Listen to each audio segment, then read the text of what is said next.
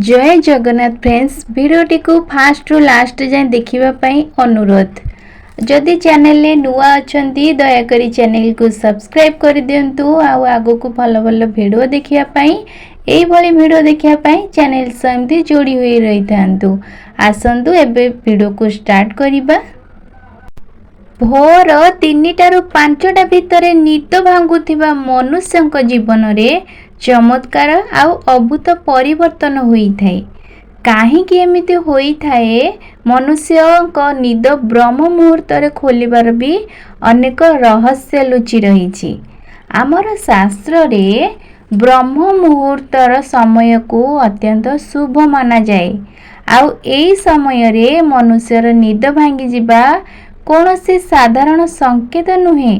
एहा द्वारा मनुष्य को ईश्वरंक द्वारा अनेक महत्वपूर्ण संकेत आउ सूचना मध्य मिली थाए। मनुष्यंक निद ब्रह्म मुहूर्त काहींकि खोली थाए एहार पछरे वैज्ञानिक आउ आध्यात्मिक उभय प्रकार रहस्य अछि, जहा आज आमे जानिबा। आउ जानिबा जे ब्रह्म मुहूर्त रे एमिति कौन होई थाए जहार प्रभाव मनुष्यर जीवन उपरे पड़ी थाए। प्राचीन कालरू ऋषि मुनि ध्यान एवं पूजा पाई ब्रह्म मुहूर्त रे उठुथिले। प्राचीन ग्रंथ अनुसारे ब्रह्म मुहूर्त सूर्य देवंक उदयर समय होई थाए, अर्थात 4टा रु 5:30 भीतर समय अटे जहा ब्रह्म मुहूर्त होई थाए। एही समय को बहु शुभ आउ लाभदायक मना जाए। एही समय रे उठिबा बहुत ही शुभ माना जाए। मान्यता अछि एही समय रे अनेक अलौकिक शक्ति पृथ्वी उपरे वितरण करिथांती।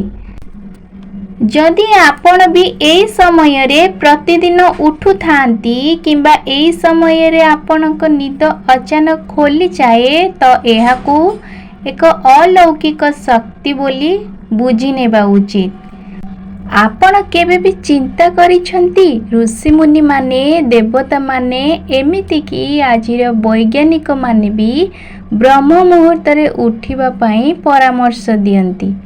एमिति एही समय रे कौन अछि, एही समय रे कौन अछि जहा मनुष्यंक जीवन उपरे गभीर प्रभाव पकाई थाए। तो फ्रेंड्स आमर शास्त्र रे सूर्य उदय पूर्वरु उठुथिबा व्यक्ति किछि लक्षण विषय रे कहा जाइछि। जदि आपण भी सूर्य उदय पूर्वरु उठुथांती तेबे आपण जणे एक अनुशासन प्रिय व्यक्ति अटंती आउ सर्वदा निरोगी जीवन व्यतीत करिथांती। आउ आपण जणे सचोट व्यक्ति अटंती आउ समस्त कार्य को पूरा मनरू एवं परिश्रमर सहित करंती। आपण बहुत बुद्धिमान एवं सकारात्मक व्यक्ति अटंती आउ एही कारणरू लोके आपणकर बड़ सम्मान मध्य करंती। आपण जानि सुनी काहारी मन दुख करंती नाही, अन्य सहित केबे भी खराब कथा हुअंती नाही, आउ कमजोर लोकों को केबे भी घृणा करंती नाही। असुविधा समय रे आपण केबे भी निज लोकंकर साथ छाड़ंती नाही। आपण बड़ मानकर सम्मान करुथिबा व्यक्ति अटंती। एही सबु गुण आपणक भितरे रहिबार कारण आपणकर ब्रह्म मुहूर्त रे निद भांगिबा आपणक उपरे अलौकिक शक्तिर प्रभाव।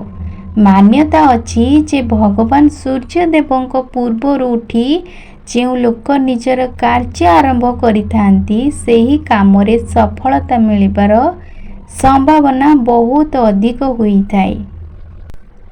जेउ महिला सूर्य देवंक पूर्वरु उठी घरर अगणा सफा करिथाए एमिति घरे मां लक्ष्मीकर सर्वदा वास होइथाए।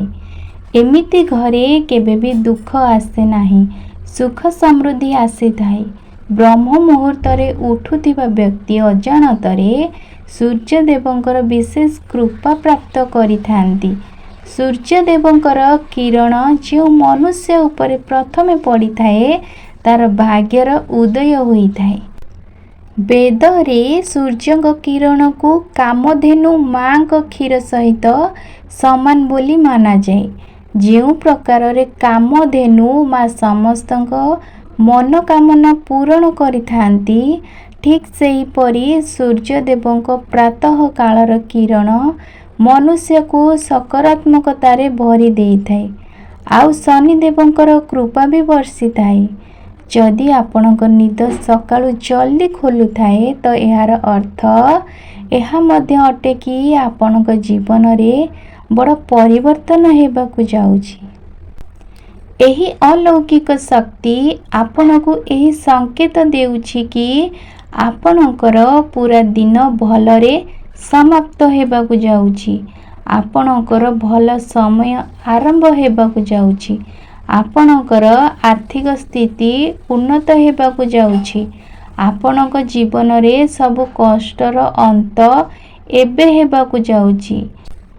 ଏହାର ଓଲଟା ଯଦି ଆପଣ ସକାଳୁ ଉଠୁନାହାନ୍ତି, ତେବେ ଏହା ଭଲ ସଂକେତ ମାନାଯାଏ ନାହିଁ।